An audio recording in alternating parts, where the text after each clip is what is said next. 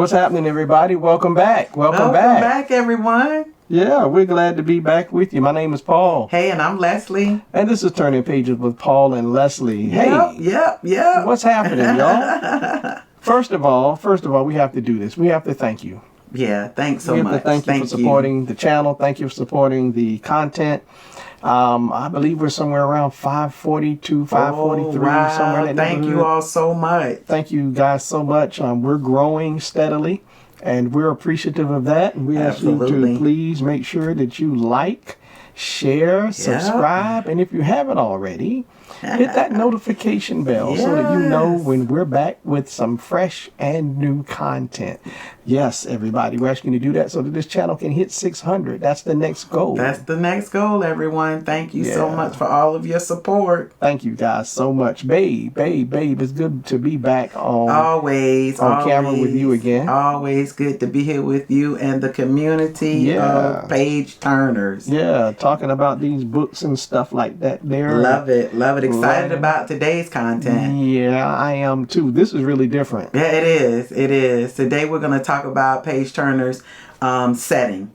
So we've both picked 3 books that we feel describes the setting. So let me first Paul, give a definition of a setting when you're talking about narrative or any book. Okay. So it says that in literature, the setting of a book actually refers to the time, the place, and the environment where the story unfolds, right? Okay. So it's more than just the background, because it can be, but it's more than that. It shapes the story's atmosphere. It shapes the story's influences of characters. And can even act as a character itself. So that's really pretty cool. So you're talking about time, you're talking about place, you're talking about environment and importance. I'm glad you said that, because I was wondering if one of the books I chose fit. Okay. And so now I know it does fit. So that's great. That's fantastic. Yeah, and they give some good examples when I looked it up. It says, like, in the book To Kill a Mockingbird, which is very, the setting is like in Macomb, Alabama during the 1930s. Okay. Like in Harry Potter, the setting includes both the human world and the wizarding world. Okay. And everybody knows about Harry Potter. And, so it talks about time, place, duration, how time passes from beginning to end, all of that. So it could be at the beginning of the book, at the very beginning in the first page, could be the second page. You just have to really, sense it, because it's going to kind of unfold itself depending on the author. All right. I hope that makes sense. Yeah, I mean, setting definitely, that was interesting to hear that setting can actually serve as a character. Yeah. It can be that important to influences characters. So the books that I have, definitely, I think that's the setting is a key. Yeah. Especially to the first one that I have. But, this is going to be a lot of fun. Yeah. And you all know, you already know what to do, right? You know that what we do, we ask you to do too, right? So we're asking you, while you're listening to the books that we have, think about those books that you have where the setting sort of jumps out at you and it plays a major role in the book and in your enjoyment of the book. So, honey, my love, baby, I'm going to ask you to go ahead and go first, because ladies should always be first. Thank you. It's my pleasure. This book I read probably back in let me first look at the copyright of this book. Everybody was talking about this book. Oh, you gotta read this book. You gotta check this book out. And when I say it's got all kinds of kudos and accolades at the front of the book, I'm like, let me go get this book. So I was able to, I think you bought this for me as a gift from Barnes and Noble. Okay. This book's first edition was in 2011. Okay. And I don't think I got a hold of it, Paul, until maybe 2019, 2020. Okay. Yeah, somewhere around there. And man, when I started reading this book, I couldn't put this book down. It's so just whimsical and beautiful. And the title of the book is The Night Circus by Erin Morgenstern. Okay. When I say This was, look at all the tabs on this book. I see it. I see it. This is one of those books you'll never forget. And this one, the actual setting is right on the first page. Mm-hmm. And the title of the first chapter is called Anticipation. I love that. Okay. It says, the circus arrives without warning. No announcements preceded. No paper notices on downtown posts and billboards. No mentions or advertisement in local newspapers. It is simply there when yesterday it was not. That's how this book opens. Wow. That's interesting. Very, very interesting. And it just goes on. It's this whimsical, almost magical like circus. And various things take place. And it's really, really a love story toward the end. It's just a beautiful, just like a showstopper. Okay. Yeah, it's a great book. Yeah, I mean, a circus that just pops up. Yeah, Night Circus by Aaron. No Rosen. announcements, nothing? Nothing, just pops up. Arrives without warning. I've got to tell you, that's probably a circus I wouldn't go to. Because it sounds a little spooky to me. Yeah, some people end up. Yeah, it's sounds a little spooky to me. I don't know. it's mysterious. Okay, all right. Put it that way. Mysterious. It's a mysterious, whimsical circus. That's cute, mysterious and whimsical. Sounds a little bit dangerous to me. I don't know, but you're so nice. But once you start, it's very engaging. Wow. Okay. Well, so my first book is a book that I ended up not really liking very much. Oh, no. Yeah, I know. And this was the first book that I read so far that when I concluded it, I just wasn't feeling it. But when you talked about atmosphere, environment, setting, this book came right to mind. Wow. And it goes to show you how a book can still have an impact on you, even if you don't think much of it. It's called Half Blown Rose. Oh, wow. Half Blown Rose. And you that's talk funny about the setting of that book. Yeah, this is taking place primarily in France. And the way that the author describes the area makes me want to take you there. Yeah. The romanticism that is connected to France and Paris and the canals and just very descriptive of the cafes and having espresso and pastries and walking down the street and there's a lot of in it. Yeah, there's a lot of walking down the street at night. Yeah. And so it's talking about the street lights and the way you feel it. You literally feel it. Amazing the way it's described. And at one point they go on a road trip. And they go to other countries nearby. Oh, wow. And even the description of those countries, you can see it, you can feel it, and it makes you want, it really made me want to just say, Lesley, let's just leave everything behind for about a month and travel. Paris. Seriously. Yeah. It made me want to take you to Europe. And get on the train because they rode the train too, and they talked about seeing the countryside.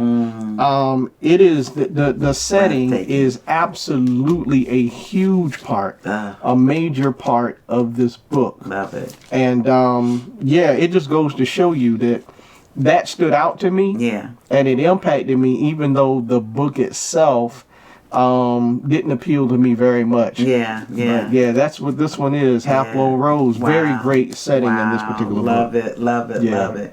Well, this next one is quite, magical and whimsical as well. Just happened to read these books probably back to back almost. Okay. They were both recommended, and they both were said to be kind of similar in setting. Okay. This one is Caraval by Stephanie Garber. Okay. Yeah. And this one is about a circus. Caraval. Yeah. If you look at the back, admit one. Okay. A ticket. Okay. And it says to be used once to gain entrance into Caraval. Main gates close at midnight. Anyone who arrives later than this will not be able to participate or win this year's prize of one wish. And they said, if you ever wanted to step into a living dream, here's your ticket. Question. That's how they describe this book. I know you have to be in by midnight, but can you leave? Well, now, you'll have to read the book to find out. That's the whole mystery of it, Paul. Okay. That's a good question. See, you can tell I'm the kind of person that I'm reading the ticket and I'm like, nah, that's okay. And to find out why it's called Caraval instead of Carnival. Yeah. Yeah. It's something. It's kind of like Garber just uses, all of the sensual blending emotions with colors. Did you all those colors? I heard that. All of the colors, convey Scarlett, who is main character's heightened emotional state about all of this. And Scarlet is a color. I didn't even think of that. Yeah, her feelings come in colors. Wow. Yeah. Okay. Well, you know what? Thanks for introducing those two books because those are two that sound very interesting to me. I think I might read those. They did not disappoint. If you ask me which one I enjoy the most. I would have to say Night Circus. Night Circus, okay. Yeah, Night Circus to me. But there were parts of Caraval. So let me not say that. There were parts of Caraval that were more engaging to me than this one. There were points here where it got a little slow. But when it got going, it got going. Okay. So I won't say that this one was better. Both of them were good. I just didn't care for the ending of this one. Okay. I'll say that Caraval book is slick looking though. Isn't it though? Yeah, it's very slick looking. This is the first book in a series of 3. Remember, it's only a game. Yeah. Okay. Yeah, all right. It's good. All right. I haven't read the other 2 yet, but I'm looking at one on the shelf right now. Okay. Yes. Well, my second book, although not as pretty as yours. Okay. The scenery, the setting, the environment, the atmosphere, the world. It's so descriptive. It's so amazing. It pulls you in. It draws you in. And man, I can literally see it. It is called The Fourth Wing. Absolutely. What a setting. Oh, my goodness. Several gracious. settings, but oh my gosh. Ooh, and look, the map right here. Don't you love a book with maps? You can you see that? Don't you love a book with maps? Can see some of it. Because that helps with the setting, right? Yeah, man. Yes. I'm talking about. I'm glad you mentioned that because Caraval has one too. The Luceris province, Navarre. Yes. The Maureen province. Man, listen. I love it. So this book is fantasy. Yes. Lesley calls it romantasy. This book right here, this place, none of these places exist. But the book is so good. Again, the author is great at describing the settings and the environments where they trained. Yes. You could see it. You could see the halls. You could see the buildings. You could see where they, in the fields where they learned to fly and everything, man, all of it. Like it was so descriptive. It was amazing. Like I could see like the things that happened like out in the field at night. Yes. And the way that she described like where the trees hung and the moonlight and oh man, it was so good. And Paul, that map. The map. It had the map. Like I like maps. Like I'm glad you said that because Caraval had a map. Oh, okay. So the thing about a map is if you really study the map, then when you read. When they go away from where they started, you can really sense them going to that place. So that Fourth Wing, fantastic. Fourth Wing, really, I'm telling you, it's just the whole thing. It like, particularly one part of it where all the dragons were out. Yep. And everybody was there with the dragons. And they were just, you could feel it. You could. When they talked about when the dragons landed, how the earth shook. Yep. Like all of that. When they were testing their person. That was something. That was dope, man. And so, it's a part of what made the book very entertaining. It was and interesting at the same time. Can I call it interestaining? It was really good. I like that. I like this book. I like the book. You might have just Made a new word. Might have made a new word. Y'all, listen. Just now, go on if record. find You it were the in first to say dictionary, it. Interesting. Your boy. You heard it from your boy. Yeah. Oh, You heard it I from love your boy. it. All right. That's my second book. Okay. Well, my third and last book is a book I am currently reading right now. Okay. It's a Read with Jenna book. And one thing about the Read with Jenna books, what I've heard is if she picks a book, it's really good. Okay. They said they have to give it to the old girl. Okay. If it has a sticker by her, Okay. it is probably going to be an amazing read. Okay. And when I looked up the book, I like to learn about the authors. I like to see who has written blurbs about the book. Okay. So when you see this one on the front, right away you got Gillian Flynn, who's an amazing author, and Kristen Hanna, who you know. Kristen if Hanna. Kristen's name is on it, I'm reading it. One of your favorites. You know that. Yeah. So she said, kept me frantically turning the pages and somehow made me cry at the end. Bravo. And Gillian Flynn said this book hits like a sledgehammer. An absolutely must-read novel. Okay. And when I tell you it's written it's a mystery. Okay. There's a murder, possibly. I'm not sure yet, but it sounds like there is. Okay. But the way he's writing it, you're like, is there a murder or is there not? Okay. Not quite sure yet from what I'm reading. Okay. And Chris Whitaker, who has his own story and life and trauma that he dealt with growing up. He just, the setting that he uses and writes in this book is just absolutely amazing. And it's the book called All the Colors of the Dark. Okay. All the Colors of the Dark. Okay. And this is how this book is written. So like each chapter is like a page, no more than 2. Okay. And the descriptions, the sheer the writing alone, and this is a mystery, but there's so much atmosphere. It's like you're so engaged and enthralled in the atmosphere of what's going on until, I don't want to say it's haunting, but it's so mysterious. Because you're talking about the trees, you're talking about the woods, because obviously he's been, the last time they saw him, he was in the woods. And all they talk about trails of blood and shirts with blood. And it's just, the way he writes this is just eloquent. Let's just say eloquent. And engaging. So All the Colors of the Dark by Chris Whitaker. All right. Yeah. Well, there's a theme with your books. Colors. Yeah. Oh, how about that? Yes. You're right. I pay attention. I didn't do that on purpose. I pay attention. That's good though, Paul. I pay attention. Thanks for paying attention because I didn't do that on purpose. I was a good student in school. You're a great student. Okay, so my final book, right? So for this one, it's not necessarily the place, but it's the time.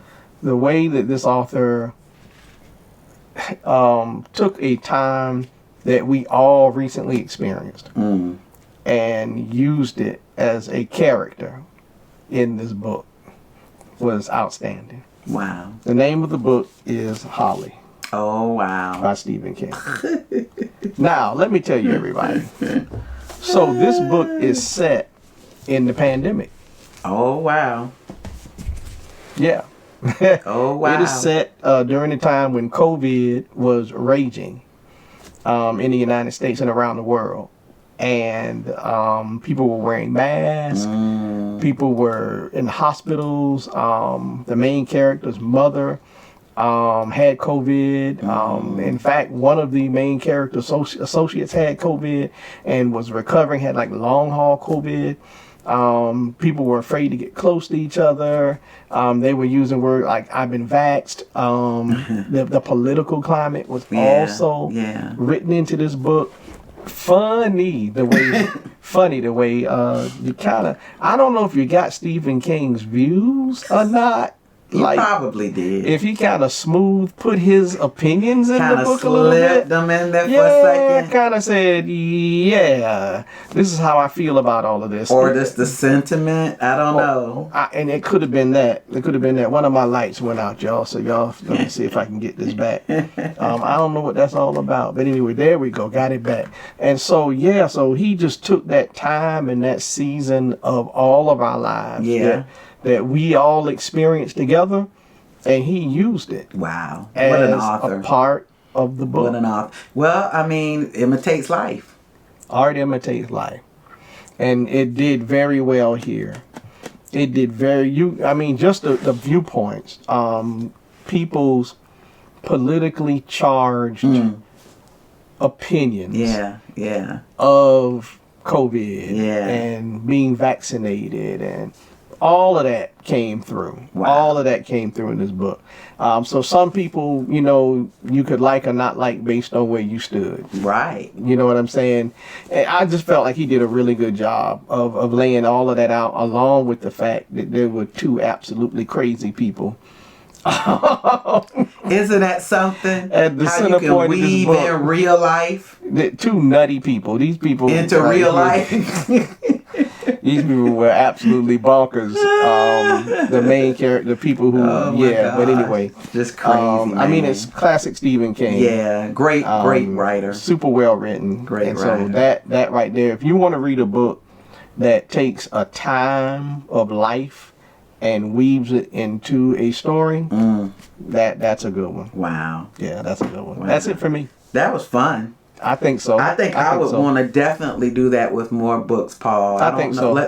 Page turners, what do you think? Yeah, let us know. Yeah, and if you could tell us about a setting that you truly enjoy in the books that you've been reading. Yeah. Even put some quotes if you want to. It's up to you. We love to hear from you because even quotes kind of draw us to books. I know, Paul, you love covers. Yeah. And when I saw this cover, I was like, that's something I definitely want to read. So quotes, covers, just share with us some of the settings that you love in certain books. Yeah, and also, everybody, let us know what pages you're Please.